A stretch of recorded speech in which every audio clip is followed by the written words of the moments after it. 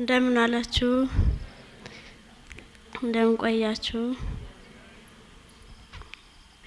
በእግዚአብሔር ቸርነት በድንግል ማርያም አማላጅነት በአባታችን በእና ጸሎት የተደረገልኝ እንዲስል መሰክራለሁ። ስለራሴ ነው መሰክረው። ተንበርክኬ ነው መሰክራለሁ ያልኩት። እጄ ላይ ቁስል ወጥቶብኝ ነበር። ሐኪም ቤት ስሄድ ትቆረጫለሽ፣ ካልተቆረጥሽ አትድኝም ብለውኝ ነበረ። ያው አሁን በወንቅሸቱ ቅዱስ ገብርኤል እጄን ድኜ ለመመስከር አብቅቶኛል። እግዚአብሔር ስሙ የተመሰገነ ይሁን። ያው እጅሽን ካልተቆረጥሽ አትድኝም ብለውኝ ነበረ። በስራትም አልችልም።